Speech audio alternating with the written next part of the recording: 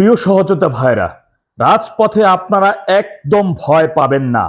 বর্তমান এই প্রতিবন্ধী স্বরাষ্ট্র উপদেষ্টা সহ যারা যা কিছু বলতেছে এগুলো শুধু ওদের চাপাবাজি ছাড়া আর কিছুই না।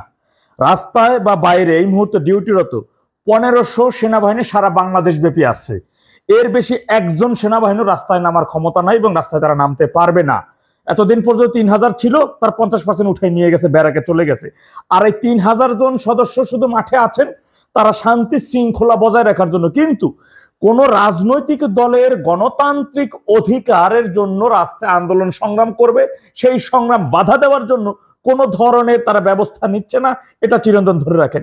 পুলিশ সদস্যরা হয়তোবা কিছু জায়গায় একটু দৌড়দৌড়ি করতে পারে, কারণ তারা চাপে আছে এবং পুলিশের একটি ভালো একটা অংশ জানেন এই বর্তমান পুলিশ প্রধান, সেও একাধিক পুলিশ সদস্যকে হত্যার সাথে জড়িত। এই ডিএমপি কমিশনার, সেও একাধিক পুলিশ হত্যার সাথে জড়িত এবং রাজাকারের বাচ্চা যতটুকু জানতে পারছি। তো যাই হোক, এখন কথা হচ্ছে ওদের চাপে পড়ে হয়তো বা কিছু জায়গায় পুলিশের একটি ঝামেলা করতে পারে, কিন্তু আপনার বড় প্রতি সেটা হবে কিছু কিছু জায়গায়। কিন্তু রাস্তায় আপনার বড় প্রতিপক্ষ হচ্ছে মব সন্ত্রাসী বিএনপি এবং 71 মুক্তিযুদ্ধ বিরোধী যেগুলো আছে এইগুলা আর দেশদ্রোহীগুলা।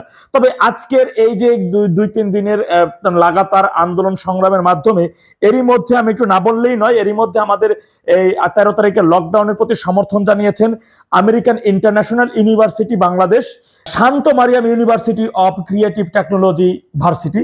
এই দুটি ভার্সিটি এরই মধ্যে 13 তারিখে লকডাউনের প্রতি সমর্থন জানিয়ে তারা তাদের ভার্সিটি বন্ধ রাখার ঘোষণা দিয়েছেন এবং সেদিনে পুরোপুরি তারা লকডাউন এবং তাদের প্রতিষ্ঠান তারা শাটডাউন করে দিচ্ছে।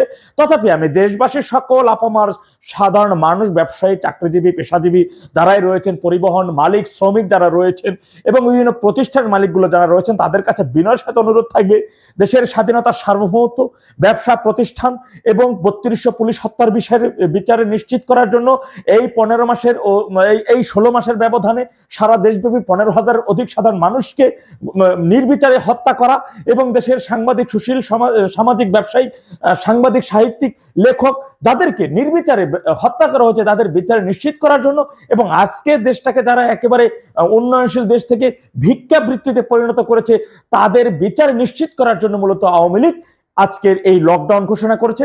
তাই এই লকডাউনের প্রতি আপনারা যার যার জায়গা থেকে সমর্থন জানিয়ে অন্তত পক্ষে একটা দিন দেশের জন্য, দেশের মানুষের জন্য আপনারা নিবেদিত হবেন এবং আপনারা আপনাদের প্রতিষ্ঠান বন্ধ রাখবেন বলে আমরা বিশ্বাস করছি, আমরা প্রত্যাশা রাখছি আপনারা আমাদেরকে সমর্থন জানাবেন।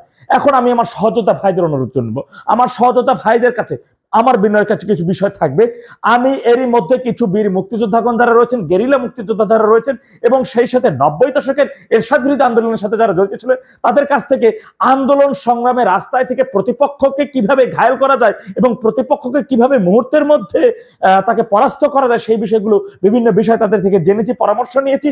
তো এখন অনেক বিষয়গুলো আমি ফেসবুকে চাইলে ভিডিওর মাধ্যমে ডেলিভারি আপনাদেরকে দিতে পারতাম, কিন্তু সেই বিষয়গুলো ভিডিওর মাধ্যমে বললে আপনার প্রতিপক্ষ জেনে যাবে। তথাপি আমি চাবো দায়িত্বশীল ব্যক্তি যারা রয়েছেন তারা ইনবক্স করবেন আমার পেজের, আমি আপনাদেরকে সেই বিষয়গুলো জানিয়ে দেবো ইনশাআল্লাহ। তথাপি আমি আপনাদেরকে বলবো ওরা যেটা করতেছে চাপাবাজি করতেছে, চাপাবাজি ছাড়া আর কিছুই নেই।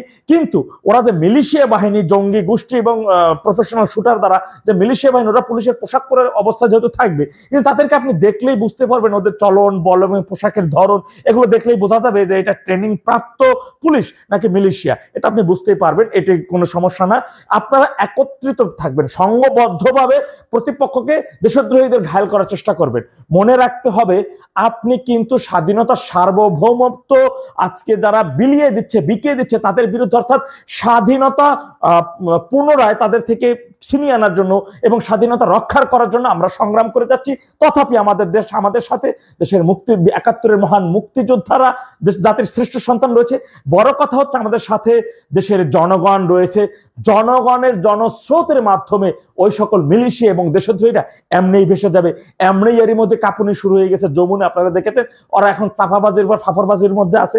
একদিকে চাপাবাজি, মিডিয়ার সামনে ফাফরবাজি করতেছে, অন্যদিকে রাতের বেলায় চুপি সারে লাগেজ গুছিয়ে ফেলছে। এর মধ্যে এই দেশের মধ্যে এই মাসের মধ্যেই ইনশাল্লাহ ইউনূসের চ্যাপ্টার ক্লোজ হয়ে যাচ্ছে যদি আমরা এই ধারা অব্যাহত রাখতে পারি আগামীতে। সুতরাং 13 তারিখে আমাদের যে কোনো ভাবেই হোক না কেন শতভাগ আমাদের এই লকডাউনকে সফল করতে হবে।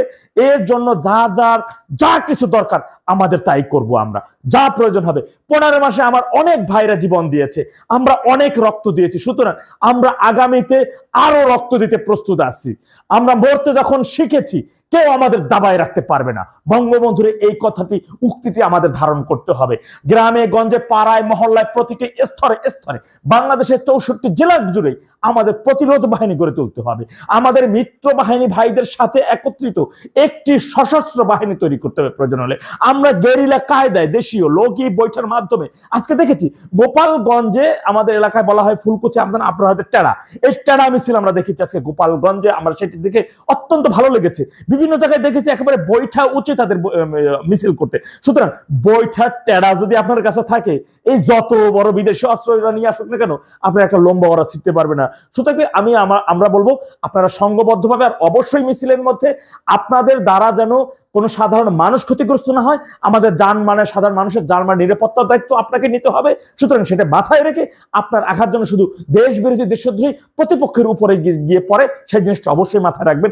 আল্লাহ সবাই সঠিক বুঝদান করুন। ওয়াখির জামান আলহামদুলিল্লাহি রাব্বিল আলামিন। আসসালামু আলাইকুম ওয়া রাহমাতুল্লাহ। জয় বাংলা, জয় বঙ্গবন্ধু।